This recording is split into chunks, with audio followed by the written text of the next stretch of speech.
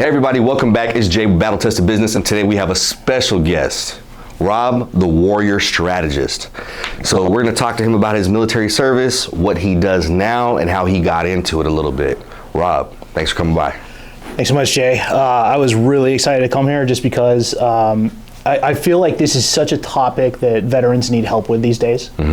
Because when we get into career transition, they do not tell us how to start a business. No, not at all. Not at all. And that's the whole point of this. You know, and it was funny when I posted it in the Facebook group, somebody was like, "Are you charging to be on the podcast?" And I was like, "What? What do you mean? I'm trying to give away free information. This isn't about making money. You know, this is about helping other people." And so I don't know if it was you or somebody else, but they were like, "All right, I'm in." And I was like, "Cool," you know. But so tell me, what service were you in? Air Force. Air Force. All right, where were you stationed? I was at Barksdale, so I was working on B-52 bombers in Louisiana, and then when I joined the reserves, I'm still up at March ARB. Okay. All right, so you're an aircraft technician. No, I'm an Air Operations Center, not a maintainer, but like an operator. So the big room with the video screens, like we work in there with the Koreans. So we were going over to Korea and teaching the South Koreans like how to run an air war, pretty much. Okay. So basically like setting up like the pathing of where the plane needs to go to drop the bombs in the right places? Exactly. Okay. So when I was in the Navy, man, my last ship that I got stationed on was a Strategist. It's an aircraft carrier. And we would plot the Tomahawks on sea, and the Air Force took over once the Tomahawks hit land. And they guided them the rest of the way in. So it's crazy to know like how the services work together, you know, and it's just really, it's mind-blowing how the coordination that comes into a missile attack that we have to make it actually work. We've gotten so much better since the days of Panama and Grenada, because that's initially how JSOC and Joint Service Operations came together, was just all the failures and all the, mainly radio interoperability was the reason for so many injuries and you know, bad stuff that happened during those campaigns. So it is good that we're communicating better. When I go on my exercises, we have like Marines and Navy and Army components as well, so we integrate well with the other services. Yeah, when I was deployed with NSW, we had some TAC-Ps come out with us. Yeah, because they were the ones that tell them where to drop the bombs. Yep, you know, forward controllers. Yeah, so you got the SEALs out there, you know, shooting bad guys in the face, and when they get into trouble and they need air support, the TAC-P is the one that calls it in. You know, and before I joined the Navy and before I, you know, got really involved with the joint services stuff, I had no idea that Air Force was deployed with Navy, and they're also deployed with, you know, SF, Rangers, you know, Delta, and everywhere else. They're augmentees. Like they'll just pluck one and say, "Hey, you're going with this team, and you're going with this team," and I never knew that. The TAC-P mission's a trip. Like they just embed and become an Army guy for you know, for however long. Yeah, or a Navy guy. Yeah, you know what I mean? And it's just like, what? You know, I knew EOD would go with them sometimes, but I never knew there'd be an Air Force guy with them. Yeah. You know, and we also had Air Force and Army intel on board the carrier.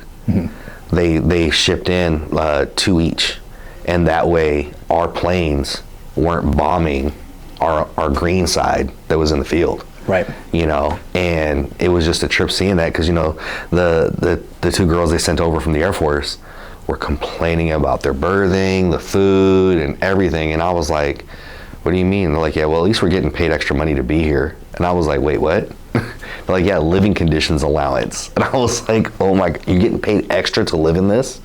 I was like, "Why don't we get paid extra to live in this?" You know, like, this is normal, you know, but yeah, that's wild, man. So you did, what, 1-2 tours?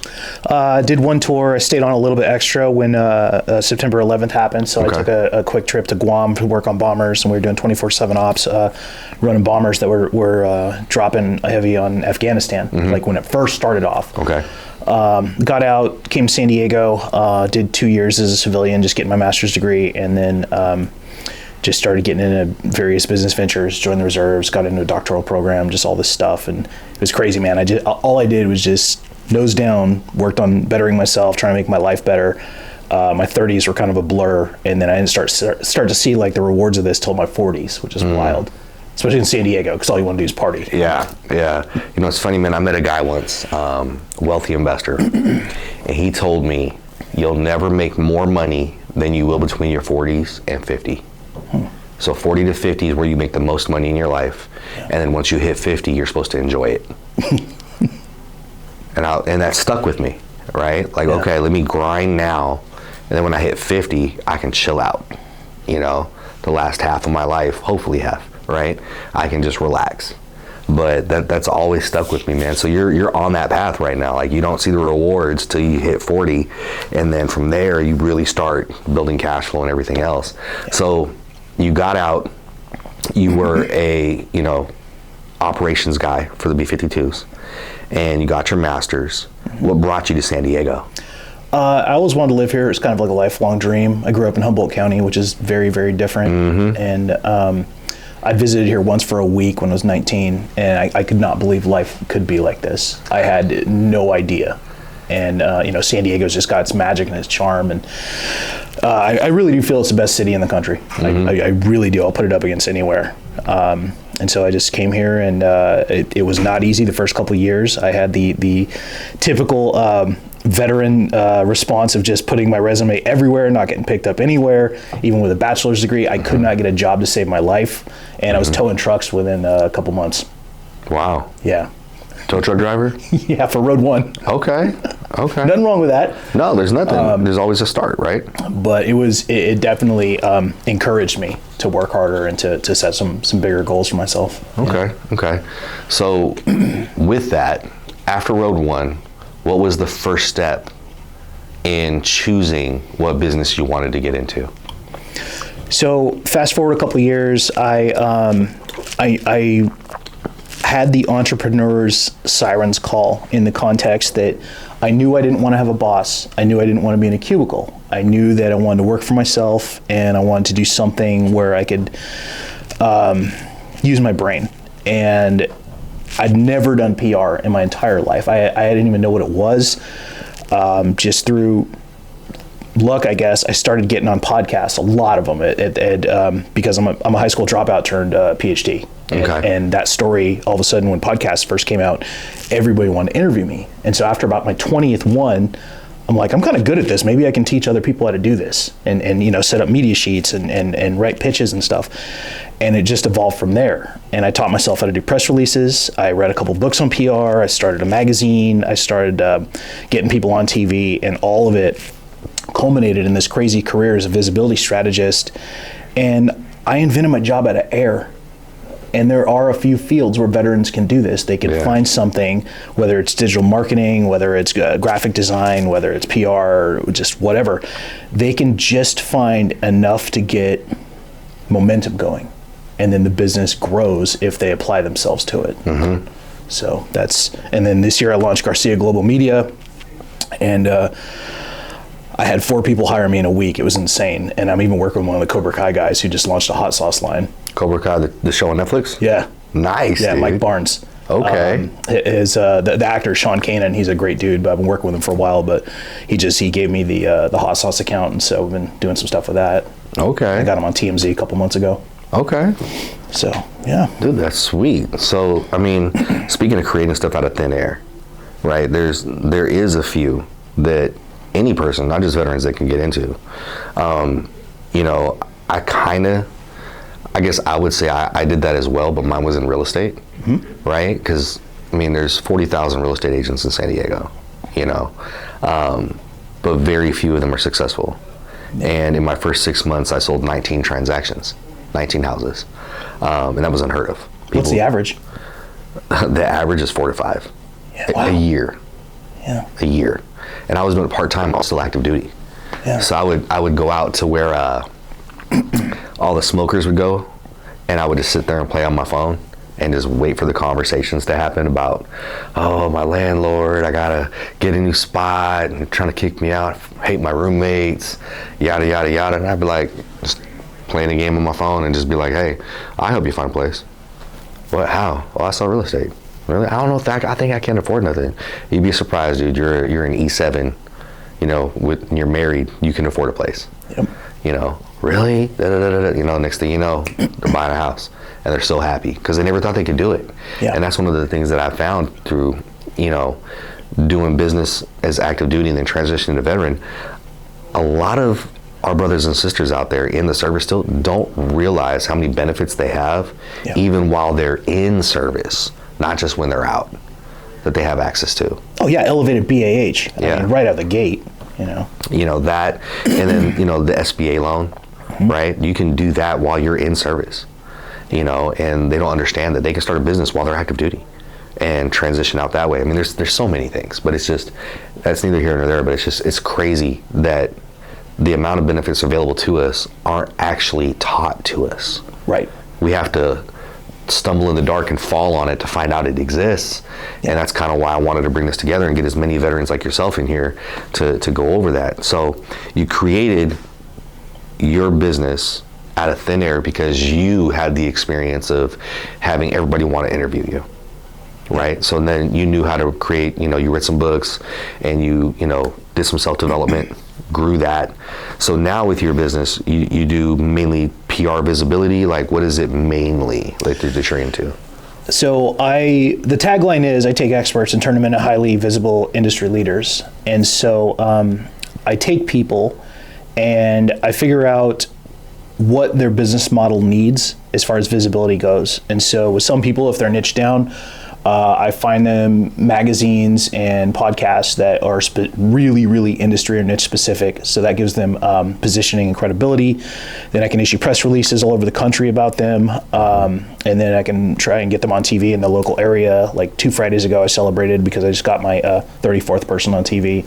Nice. So, you know, at about 15, I started figuring out, okay, you're okay at this. Like you can actually charge and you can actually like move forward, because there's nothing worse than somebody that, and I did this as an early stage veteran business owner, is charging people and not having the results to back it up and not having the experience to back it up. And it took a while. I had to cut my teeth on a lot of stuff and really figure out how to get good at this, because the two industries that are the most likely fraud are PR and digital marketing.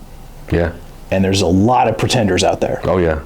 And so you have to figure out how do you get every client to a certain level of expected result, what I call baseline, to where they have expectation that is realistic, but they understand, like, hey, some things I can do, some things I can't. You know, I can't make a reporter put you on TV. Right. But so, you can submit their information and keep pressing that button. Hey, help. And I can write a great pitch and make sure that they see it. You know, put you out in front of them like 3-4 different ways, and that increases your chances.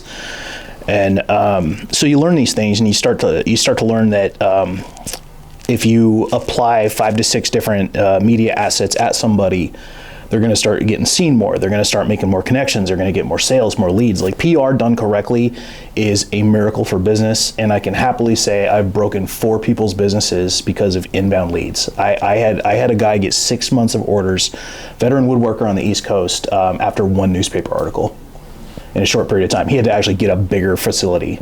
Wow. Because the orders were just flooding him. Wow. And I'm not apologizing for that one.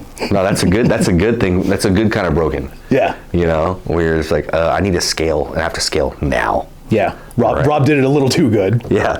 Can you slow it down, please, Rob? Slow it down. Sorry, man, it's too late. It's out there. It's on the internet. It's too late now. Dude, that's awesome, man. That's awesome. So, like, you know, it's funny. We were actually on a Zoom call this morning with Nick, who's actually going to be on this in a week and a half. Nice. Right? Yeah, Nick's my client. Yeah. Right? And so, like, you're taking veterans, and not just veterans, but other people and their businesses, and you're putting them out there. What from the military helped you become successful in what you're doing now? Obviously, just a sense of urgency and overwhelming drive. Veterans are motivated to win. They understand, no matter what you did in the military, you know how to plan at some level an operation. Whether it's small scale, whether it's large scale, they know how to put together a campaign. They know how to, make some objectives, and then the tasks leading up to that. And I make a lot of checklists. I make a lot of like campaign planning with timelines, assets, resources, all this stuff. And I really do think like an officer in a lot of ways, as far as just structure, as far as like expectation, benchmarks, things like that. And I feel like all veterans, even a Marine E3, understands the basics of a process. And when you start getting good at processes, then your business is going to flow. Okay, nice. What was one of the biggest struggles you had transitioning from civilian to entrepreneur? The early days are always rough because everybody, I feel, makes the same mistakes. And veterans are especially bad at this. They don't reinvest in their business, and they don't ask for help, and they try and figure out everything themselves. And then the fourth worst thing is, in the early days, I was trying to sell to people versus trying to help them solve their problems. Mm-hmm. And when you get rid of the sales mindset and you start approaching people with the mindset of, hey, I'm going to help you solve your problems. I do it through this, and then I'll get compensated if I'm good at it. Everything changes because nobody wants to be sold to. Right. They want to be helped. Right. But and people will pay you for your help. Yeah, when you get good at it and you get known, then you become the go-to, and that's a great place to be. That's awesome, man. That's awesome. I can relate. I really can relate. When I first started in real estate, I had the same mentality. I can do it all, right? I'll do everything. I'll do my marketing. I'll do my cold calling. I'll handle my leads. I'll close my leads. I'll do the selling. I'll run my operations. I'll do everything. And I was still active duty at the time. So I would get home from work and I would spend 2-3 hours on the phones calling people back and, setting appointments and all that. And then, Zoom meetings and meetings in person, get my kids from my mom, we'll get my middle child from my mom's house. And, do dinner and stuff like that. Then the ex-wife would come home from work and, all that stuff. And it was burnout. It was burning the candle at both ends. And I got to a point where I couldn't grow any further because I was too busy wearing too many hats. And I feel like that's what you're talking about right here is like, we try to do it all on our own, and we don't ask for help. I had to learn, I was coached to hire the right people and delegate down things that I may be good at, but they may be better at, So when you find somebody better at something, you hire them and you have them sit in that seat on the bus. You're the bus driver as the owner of the business. You hire a marketing person that's great at marketing and put them in the marketing seat. Yep. You have someone that's great at appointment setting in the appointment setter seat. Someone that's great at operations in their operations seat, and so on and so forth till the bus is full and you're actually moving. So now you can focus on driving the bus instead of switching seats all the time. Because people don't understand, if you're not driving the bus, if you're not driving the business to go forward, you're not going to get anywhere. You're going to be at a standstill. Yeah. And that's, man, that resonates with me, what you just said, man. That's crazy. So advice for, not newly getting out, but soon to be out, active duty personnel or recently out veterans that want to start a business. What would you say your first step would be to recommend to them?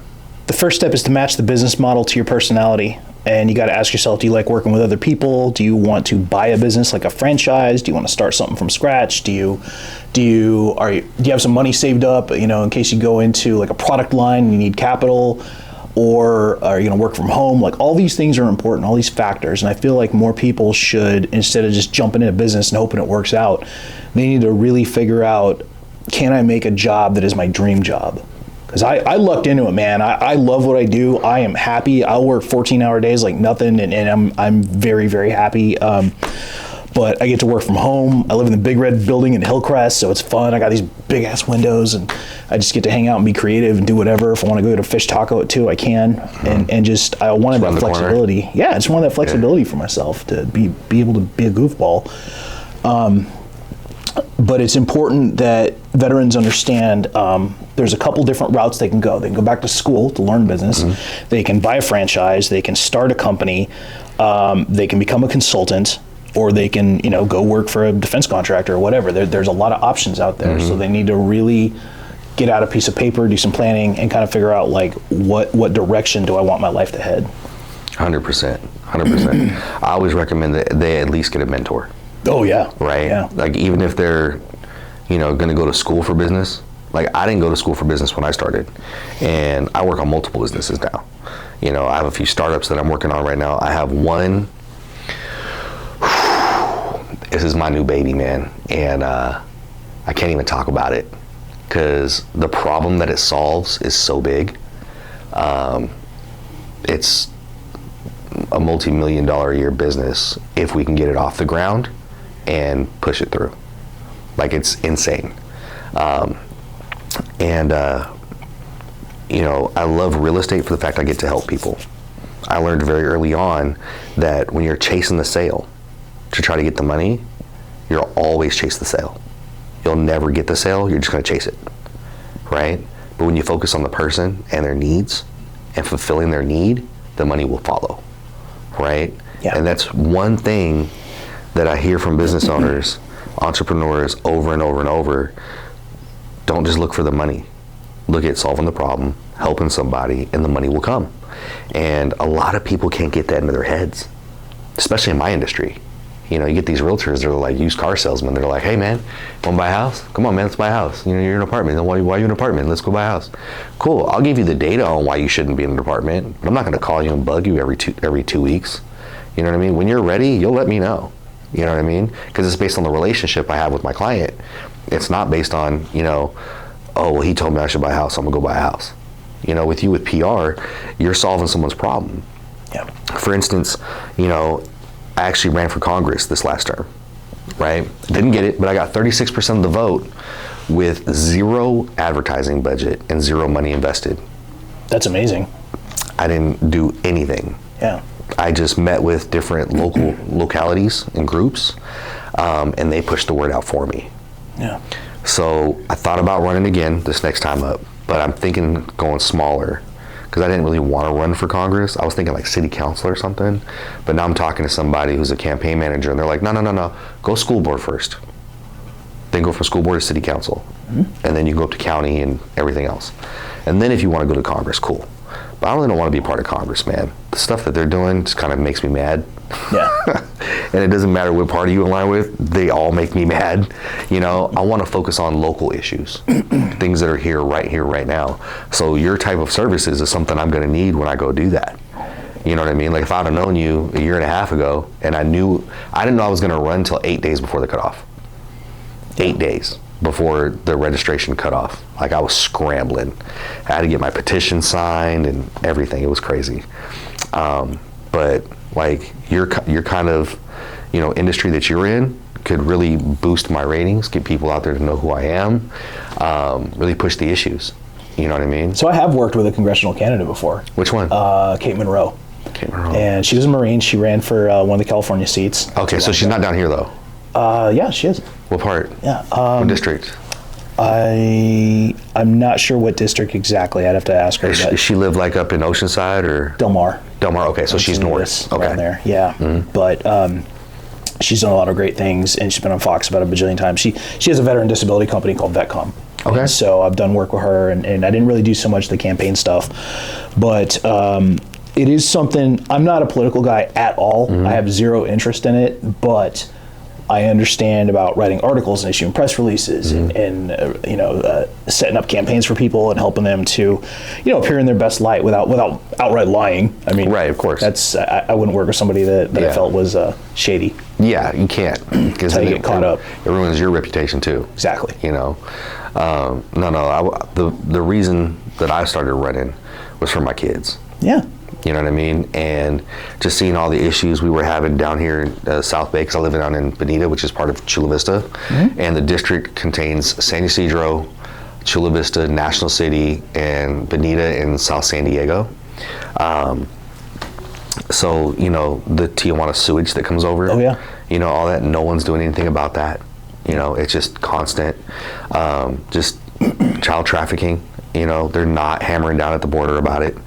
You know, every once in a while they find a passed away child in a car seat stuffed with drugs, you know, and it's just, those kind of things need to stop. You know, I mean, if we can't protect our kids, who are we? Yeah. You know, and that was the reason I wanted to get involved. But that was, I think I was punching way above my weight at the time, you know, because I didn't know anything about any of this. Yeah. I need to start small. You know, so yeah, for sure, I'm gonna need to. Hey, Rob, man, I'm gonna run for the seat. Let's do this. You know, so if and when I do decide to do it again, I'll be calling. Just let me know, man. Dude, that's awesome. So let me ask you this. So press releases. So I've done my own press releases for these.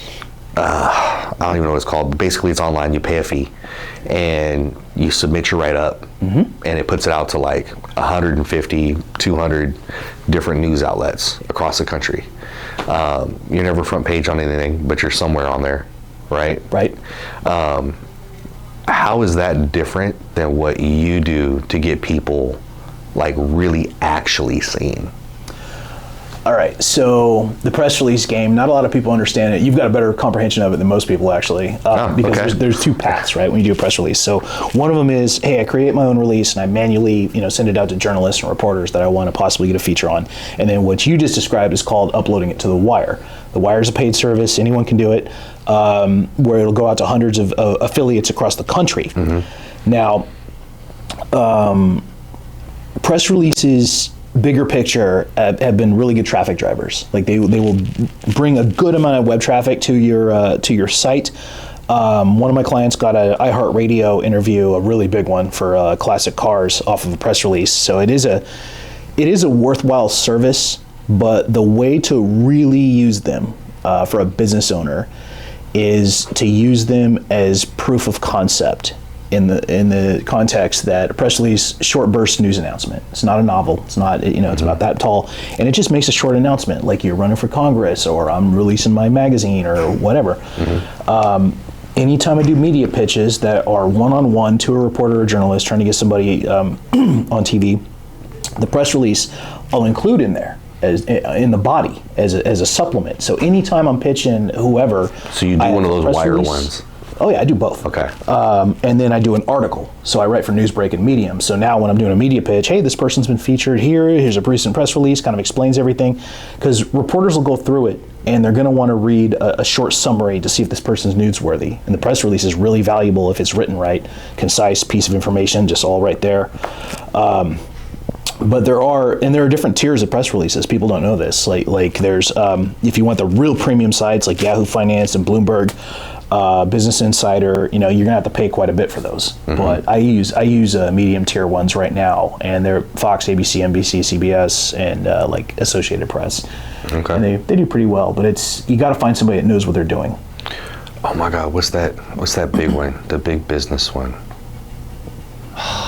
Why can I not remember what it's called? It's a magazine. Forbes Entrepreneur. Forbes. Oh God. Anybody can get on Forbes. All right, I'm going to make some enemies of this one, but I'll tell you this right now. You just pay a fee. Forbes is so overpriced when I see people selling coverage for Forbes, and it never leads to anything. It is just ego padding. That's all it is. Yeah, I 100% Window agree. dressing. They're like, what is it? A few years ago it was like $6,000, and I think now it's like 20. It's called an advertorial, and what it is, it's an advertisement disguised as an article.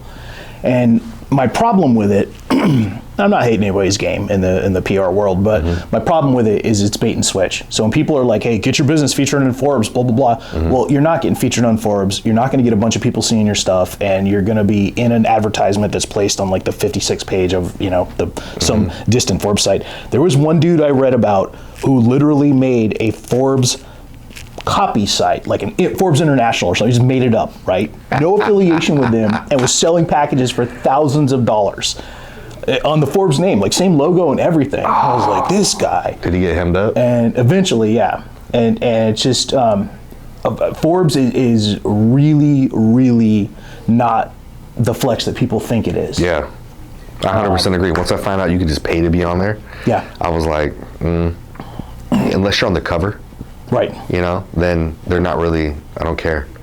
But yeah, I found out about that when I got into a business venture with somebody who was pretty shady and screwed me over. Yeah. It's one of the things that I look out for now a lot is, oh yeah, this is how you do it, blah, blah, blah, blah. And then boom, we're gonna get your press release out. Okay, cool, then you're gonna do this, you're gonna do that, create a movement, do this, do that, and then you're gonna pay all this money and you're gonna get in Forbes, and people believe you, and then they'll buy what you have. Right, and that's not how you get credibility. On the other end of the spectrum. Pause. You were talking about Forbes. So that's one end of the spectrum, the expensive end, right? And if you're somebody who just wants the Forbes label, I get it, for as featured on. You're just stacking brands. Like, if you're going to pay a couple $1,000s, that's what you're going to get. But on the other hand, the ones that really annoy me are these $97 offers you see on Facebook ads for get your business featured in premium press, blah, blah, blah. And the problem with those is that they're bait and switch. It's just the wire. Because, it is the wire, but it makes you sound like you're going to get interviewed, and you're not. No, you just type it up and send it. You're just getting a little advertorial once again for $97, and these people sell tons of these to unsophisticated people who don't understand the game. But none of these actions on their own will get you sales. They won't get you credibility. They won't get you like anything that you're really shooting for. You need to hire a professional. You need to hire somebody. A good campaign takes about 3 months, and a good campaign will be a couple $1,000s. And when you're negotiating for PR, they should have a casebook. They should have past results for clients. They should have people you can contact and say, hey, what was it like working with this person? They should have a refund policy and a policy for non-performance in their contract. 3 people that have hired me have paid over $17,000 for PR and gotten almost nothing. It makes me sick to my stomach. They paid you $17,000? No, they paid somebody else. Oh, okay. And then they come to me. I was like, why are you telling me this? But it's just so funny. It breaks my heart because if they had known me, I could have, in 6 seconds, I can spot a phony. I just go to their website, I'm looking at them, I'm like, all right, yeah, this doesn't make sense. You got no client testimonials. Oh, your Facebook business page has been up for, a month. Okay, come on. So I'm just out there trying to make things right. Yeah, I 100% understand that, man. And something I'm working on right now is not in the PR space, but more of the content creation space, where like I'll come out and shoot videos for a business owner or a fitness trainer, somebody that's trying to promote their business, and I'll create videos for them, and then they can go publish them and do stuff like that. If they want me to run ads for them, I'll do it. I'll run ads for you. It's more expensive if I do it though, or you can just Google and use AI and learn how to do it yourself. Yeah. You know what I mean? It's not hard.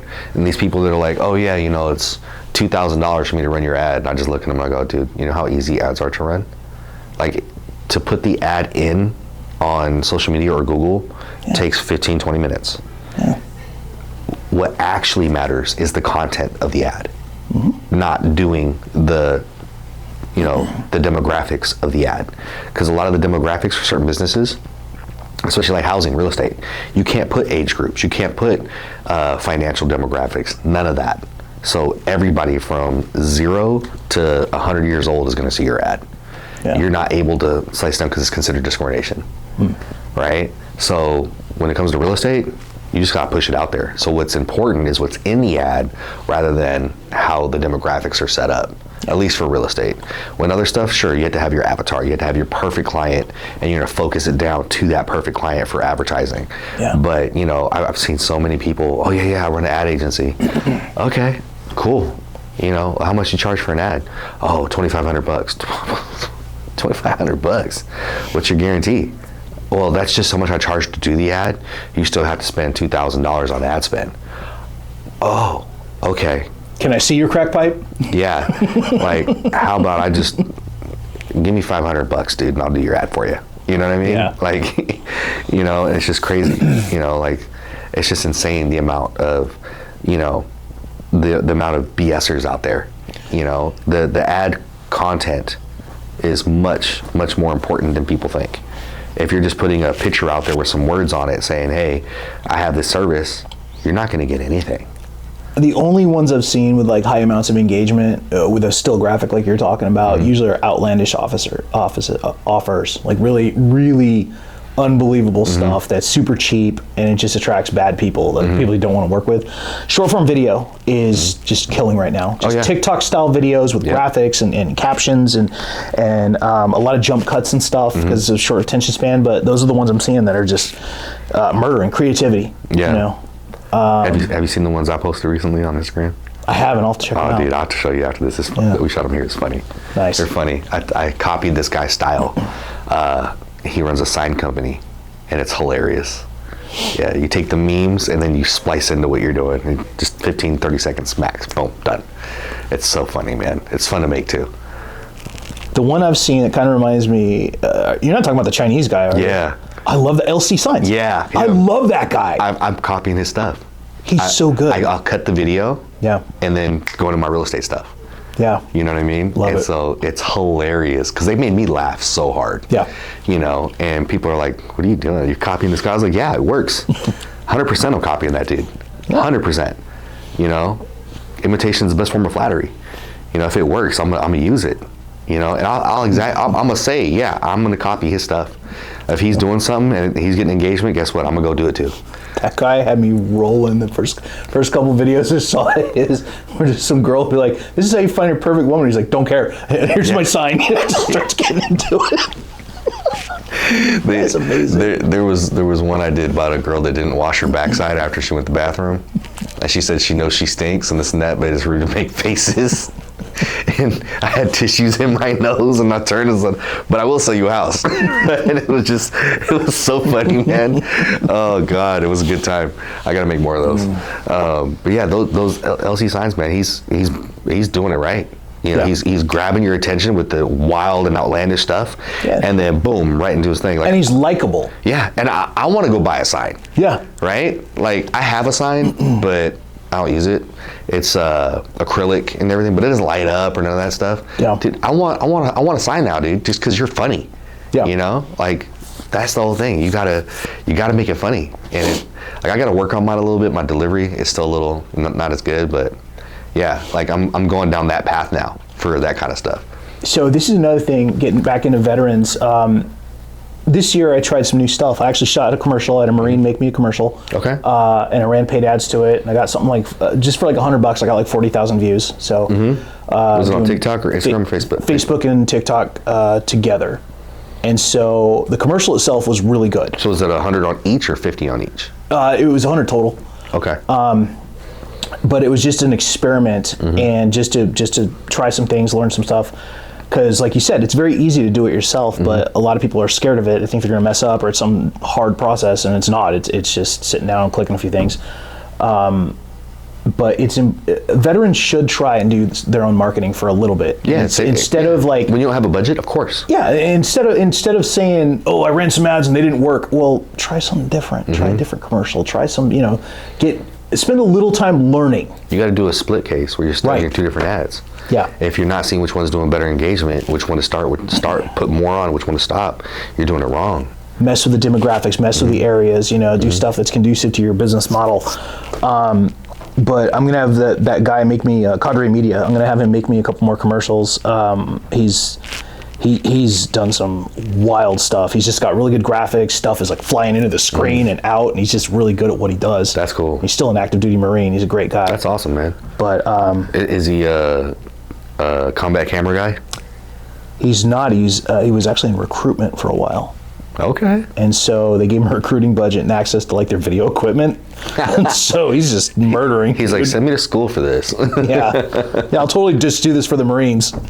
Yeah. That's awesome. But yeah, this has been a good experiment for this year, because I've never used paid ads, man. I've always been word of mouth, and that got me to a certain point, but it got me to about 6 figures. But when you're ready to grow and scale, and there's nothing, veterans, knock on wood, you guys have to understand what the next iteration of your business model is. Like, what is the next level up?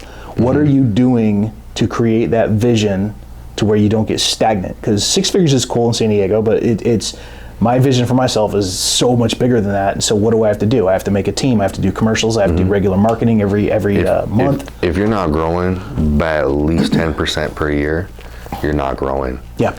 And when I started my real estate business, I was growing about $100,000 a year, every year. And it got insane. Like, I was high 6 figures, close to 7, and within the first 5 years. And it blew my mind. You had a vision for yourself, though, didn't you? I did, but I've changed it. Yeah. I really changed my vision, man. Like, my vision was to set up cells, right, of realtors on my team in different parts around the nation, focusing around military bases and helping veterans. I got rid of that vision because finding reliable people outside of my purview where I can watch and maintain is impossible. Yeah. I've tried, and I can't duplicate myself. you know, and I've hired and fired over 30 people, you know, just in San Diego alone. You know, and they all had great potential, but they never stepped up to the plate with everything they had. Yeah. They were always distracted by something, and a lot of it was social media, right? They're like, oh, I just want to post reels. I just want to make content and be pretty. And you're not talking to enough people every week. Like, I'm tracking your contacts, and because I track, right? So in my business, it's all about how many people you talk to, convert to a percentage of people that will actually do a deal. Yep. And out of there's a percentage that'll do a deal in the next 30 to 60 days, and other ones are 60 to 90 or 90 120, or even a year or two out, right? And then that's the follow-up where you got to stay on them. You know, but you create that relationship with those people, and if you're talking in real estate, if you're talking to 100 people a week, you're going to get one transaction that's going to close within the next 30 to 60 days. 100 people a week for a month. And I could never get people to actually talk to 100 people a week.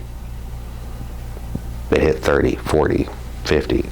I almost hit it, I hit 70, and the next week they hit 30. And it's just like, do you want to be successful? Or do you want to just pretend to be successful? Yeah. There's a difference, you know? You can't go and, like, I do like the finer things, right? I do. I like, you know, sports cars. Like, I had a McLaren for a while. You know, BMW, M5, twin turbo, you know, everything. Like, I have race cars, you know, nice house, designer shoes, designer everything, you know, girlfriends, wives, whatever I had at the time were decked out, right? Anything they wanted. And there was never a budget. Buy whatever you want, spend how much you want, didn't care. And I realized my life was not happy with all the materialistic stuff. When you can buy whatever you want, but you're not actually spending the time with the people you love, you're not happy. Yeah. Right? So what I did was scale back my business, make less money, but still enough to survive and do well, and be able to be there for my kids every single day, all day long. Yeah. You know, I'm not on the phone at 9, 10 o'clock at night anymore. You know, I put a stop on it. 7 o'clock, if you're calling me after 7 o'clock, you're gonna get it tomorrow. You know, why? Because I'm home with the kids. It's after dinner, we're watching TV together with the kids. You know, we're hanging out, we're playing Uno, you know what I mean? We might be in the playroom playing G.I. Joes. I don't know. But what they wanna do is what I'm gonna be doing. I'm not gonna be on the phone, working on a deal that's gonna close in, you know, 3-4 months. It's not worth it to me. I'd rather have less money and have more love in my life than less love and more money. Yeah. You know? And that was, finding that work-life balance was key for me, because it was driving me down a path, like it caused a divorce. You know, me and my ex-wife got divorced because we drifted so far apart, like we both fell out of love, and it just wasn't there no more. You know, because I wasn't focused on family. I was focused on making money. And which is great, money is good, but how much is enough? You know, like if you're making 500 grand a year, like you should be fine. You should not be like, okay, I got to push from 500 to 5 million a year, and then 5 million to 10 million. Like if you're grinding day in and day out like that, you're doing it wrong. Yeah. You have to hire the right people to scale and push it out to them. The problem is in real estate, finding the right people is insanely hard. So you have to either scale back and start a different type of business, which is what I'm doing, or, you know, change gears. And, you know, with your business, you said you work 14 hours a day? Sometimes if I want to. No kids then, huh? No. Okay. Single, no kids. Okay. Okay. I was gonna say, man, that's gonna drive your wife and kids nuts, you know.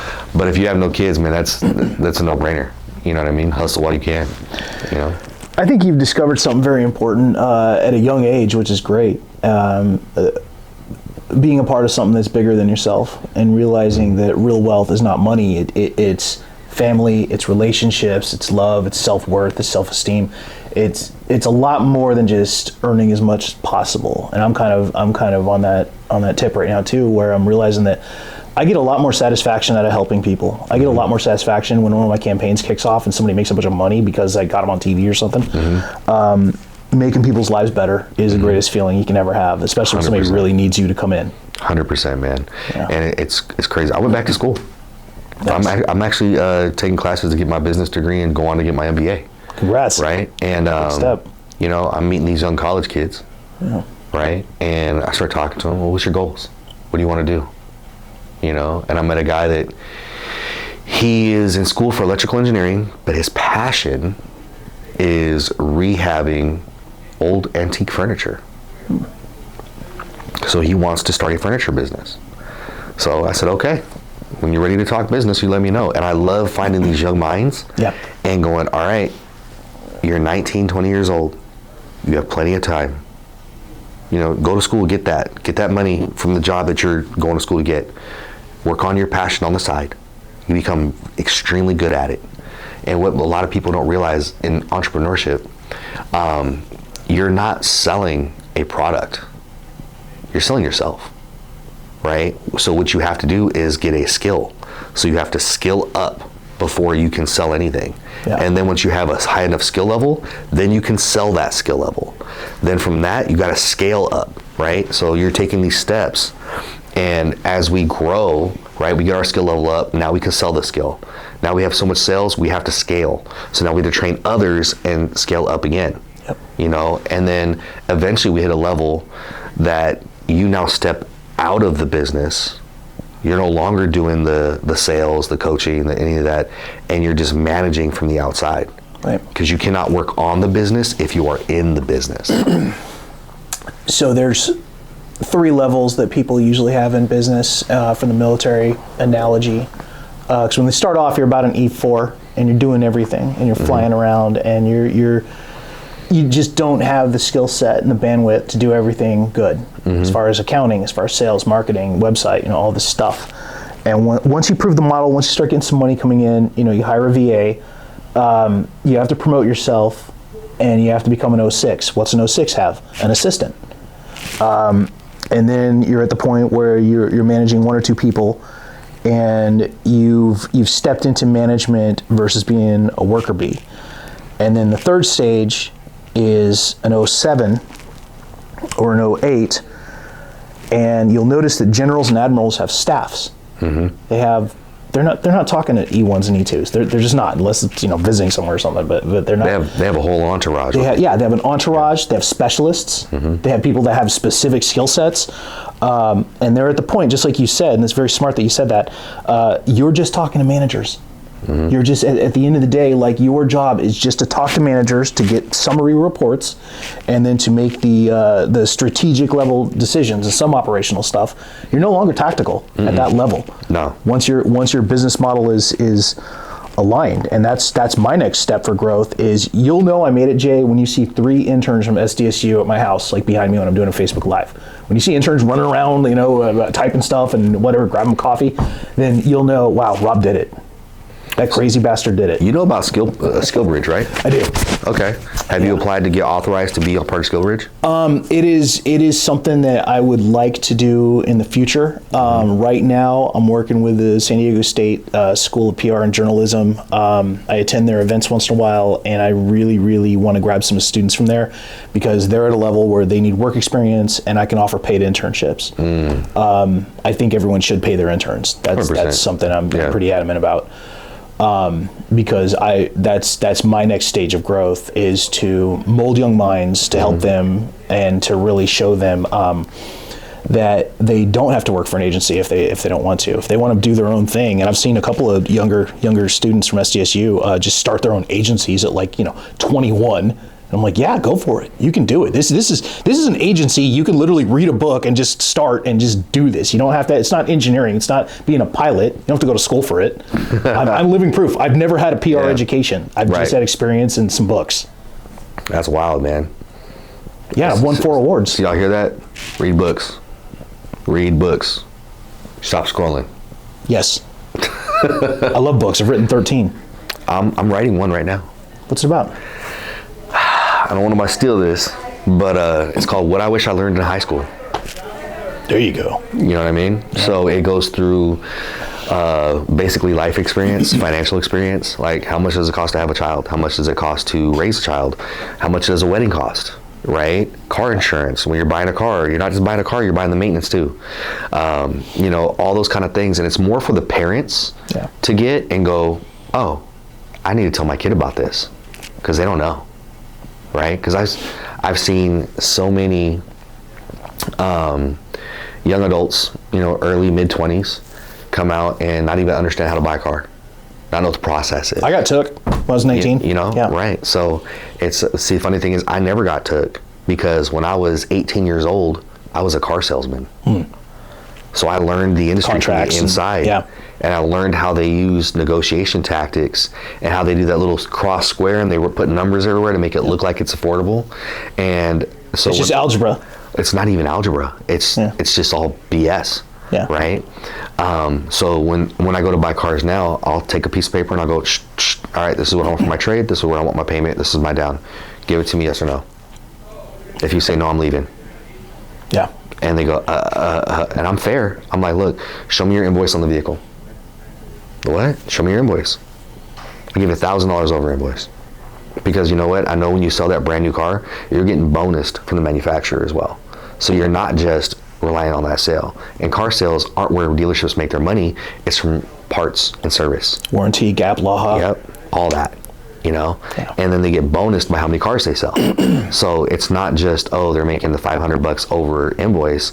If they sell 40 cars that month or 100 cars that month, depending on the dealership, they get bonused out millions of dollars from the manufacturer, right? So doesn't matter. I actually took Ball Acura National City. Yeah, I took them to the cleaner. I went down there and I was like, look, I want to prepay a whole lease. I want to pay the whole lease up front. And they were like, what? I was like, I'm going to write you a check for the whole lease right now. But this is what I want it to be. I want this vehicle and I want it to be this much for the whole lease. And they're like, well, I don't know if we can do that because we're going to lose money on the vehicle. I was like, okay. Figure it out. So they had to call Jennifer Ball, the owner of all the Ball dealerships. They had to call her on the phone. It was Christmas Eve, you know, and no, it wasn't Christmas Eve. It was a couple days before Christmas, but the playoffs were on, and nobody was in there, right? But it was towards the end of the month. I think it was a couple days after Christmas. It was about to hit the new year, and you know when that year hits, they have to have a certain amount of cars sold. So it's better for them to lose money on one car to get bonused out millions than it is. Right, not come sell. Up short. Exactly. So I got the car. I got a fully loaded SUV with all kinds of stupid things in it. I prepaid the whole lease right then and there, so I had a car for 3 years I didn't have to make payments on. And then I just turned it back in, you know. But people don't understand that. You know, it's all business, you know. Understanding the business that you get into is key, you know. But it's just, God, I'm so far off track right now. It's just what I wish I learned in high school. Wish if I would have known all that stuff and all these kids were taught these things, they would understand business, finance, and just everyday adulting so much better. So much better.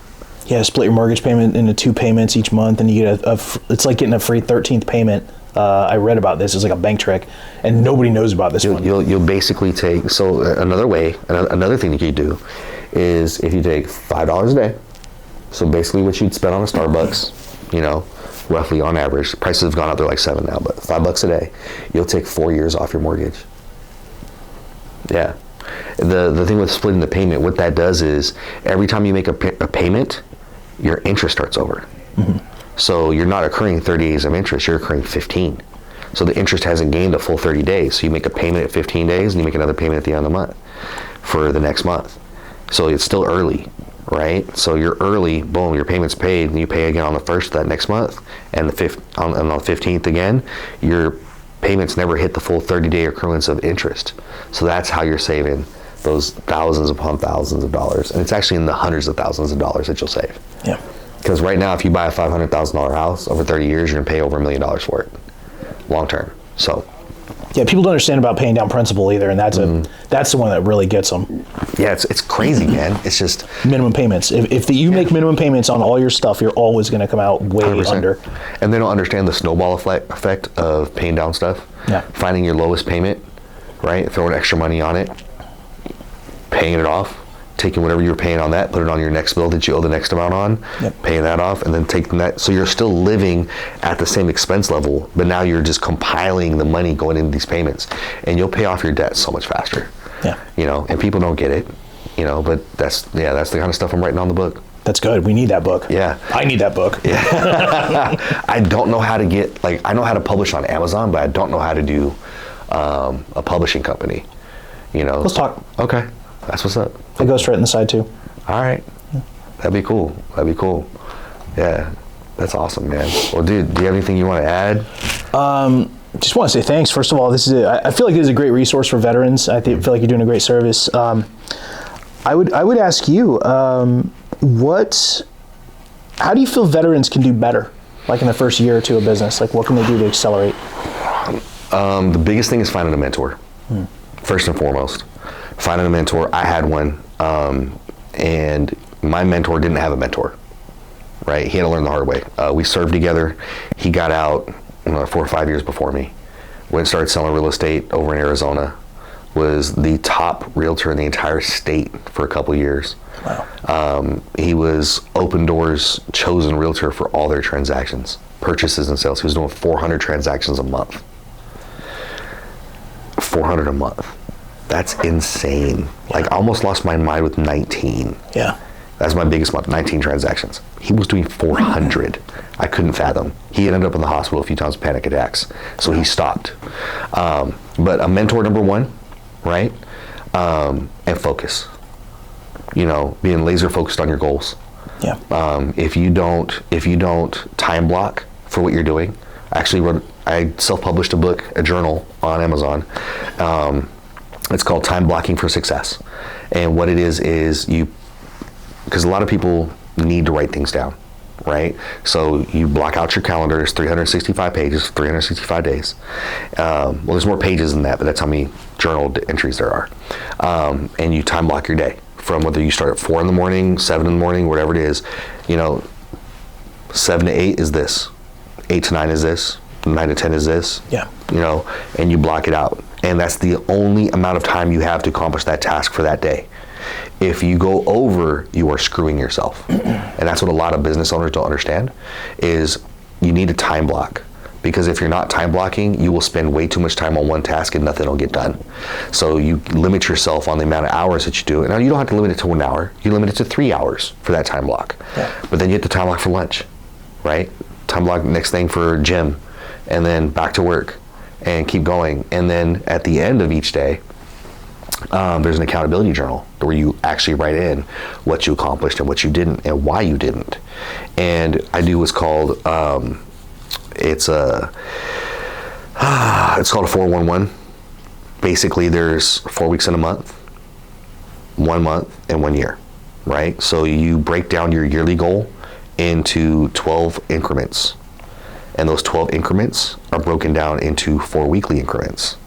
So you break down your goal. If it's to, just for giggles, let's say sell 50 homes this year, right? What do you need to do to sell 50 homes this year? You need to talk to this amount of people. Okay, great. Now I'm gonna break that down into 12. Yep. Now I'm gonna break that into 4. And now I know how many people I gotta talk to every week and what I need to do every week of every month to accomplish this goal. And if I don't accomplish this number by the end of this month, I'm probably not gonna hit my goal. So I have to hit it. And then I time block accordingly for that task, right? So if you're looking to scale, let's say your PR business, right? You need to find a certain amount of clients for yourself, right? If you want to scale to where you have to have interns or employees, you have to find out what your limit is for yourself of how many clients you can handle at once. Yep. Right? Bandwidth. Yes, exactly. Now, from there, you want to scale up, you need to know how many you need to get to where you can afford to hire employees. So that's the goal, right? Okay, I want to scale to this. Okay, great. I can handle, I'm just using random numbers, let's say 25 clients at a time, right?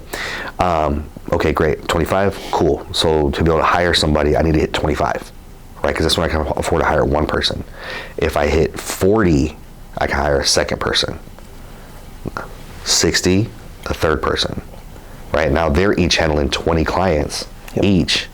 and you can step back and focus on your premier VIP clients, right? And then you continue to scale. So you have to time block of how many clients you're working with that day, and then your advertising, right? Your word of mouth. How are you getting word of mouth? Constant contact, building relationships, networking, right? You put that in your time blocking calendar. Hey, networking events on, evenings from 5 to 9 p.m. every day, right? Become member of a BNI and, find mastermind groups and talk to locals, find other like-minded people and start meeting their friends and going out for drinks and dinner with different groups every single night. And you're networking, just getting people to know who you are. And next thing you know, man, you start building that along with your advertising, your word of mouth and your advertising, and also, of course, your social media. So all that time, you can switch up how you're doing it. Next thing you know, you're taking off. And it's crazy that people don't understand that setting aside time for tasks to get done is how ultra rich people do it. I call it a kill list. I got to kill these tasks before I can move on to the next one. Yeah. And if I don't accomplish it, guess what? It stops anyway. I got to move on to the next one, and I'll go back to that next time block for that purpose the next day, where I have that time block. So. Yeah. So. I did first of all, that was masterful. Thank you. That was very, very smart. I did something like that when I was planning out my scale for this year. Mm-hmm. And to go to $250,000 a year is $20,833 a month. And some people might be intimidated by that number, but you start to realize, do I have something I can sell that is near that, where I only have to sell a couple things? Because everybody sells at different amounts. If you sell something small, let's say you're a veteran-owned company and you sell earrings or something, you have to have volume, like massive volume, in order to be able to hit these sales numbers. But if you have different sliding scale PR packages like I do, like I start off about 3.5, but I have packages that are about 15. If I sell 115 package and then a 6.5 package, then we're there. We broke it, and that's only 2 people I have to find in a month. Mm-hmm. You start not fearing zeros, and that's when true evolution in business occurs, 100%. Because people are terrified of zeros. And if you break it down over a couple months, the zeros stop being intimidating, because 15,000 up front sounds like a lot of money, but then you're like, it's only $5,000 a month. And if I have to talk to somebody and they're like, well, what's the ROI? What's the value of this? Well, you're going to be pitched to TV every single week. You're going to have articles written about you. I'm going to revamp your social media so more people are going to see what you're doing. I'm going to interview you myself. I'll put you in my magazine. Just all this stuff, just consistent, constant coverage and things happening, elevating your business, getting you all over Google. Mm-hmm. That's worth a lot more than $5,000. Like the large agencies charge about $12,000 a month for this type of stuff, and I have better results than some of the big agencies. That's awesome, man. Yeah, it's. I'm not saying that to pat myself on the back. I'm just. We just need to scale you now. Yeah. We just need to scale you now. Like, there's no reason not to. I'm doing it. Yeah. I'm doing the thing, man. I've stepped into a very uncomfortable place, and it's. I love it. Yeah, that's where people have to get uncomfortable. Yeah. Right. You have to get uncomfortable being comfortable, because you're never going to grow. You're never having any growth. You're never going to have any growth. Exactly. Being uncomfortable makes you move. And it's like when they say, when you hit rock bottom, there's nowhere else to go but up. That's what you have to feel like to be successful. Like, if I don't like where I'm at, I'm going to do whatever I can to get to the next phase that's better for me. Yeah. And that's awesome, dude. I love meeting like-minded people, man. It's inspiring and motivating at the same time, because I see people doing things that I'm not doing, right? Because you're in a different industry completely, right? But it's awesome seeing you move the way you move. The moves that you're making, I don't think someone who didn't serve in the military could make them, because that was the uncomfortable. Yeah. That was the uncomfortable to make you go, I don't want to ever work for somebody again. I don't want a 9 to 5. I don't want to be on a W-2 unless it's my own company that's paying me. I don't want to do any of that. I want to do my own thing. I want to choose that, I want to fish taco today, like you said, and just take off downstairs and walk across the street and get a taco. You know what I mean? Yeah. And you can do it every couple hours if you want to. But it's inspiring, man. I love what you're doing. And I wish you nothing but success, bro. Thank you, Jay. I'm real proud of you for going to college and for writing thanks. a book and doing all your stuff too, man. Dude, Just keep changing the world. I'm grinding, man. Grinding, little by little, baby steps. Yep. But man, thanks for coming on the show, man. If y'all want to talk to Rob and find out more about his PR business and get into that industry, or you need him for his services, I'll go ahead and I'll have the link below. Go ahead and click the link, and we'll get you guys set up on a conversation. Talk to you soon.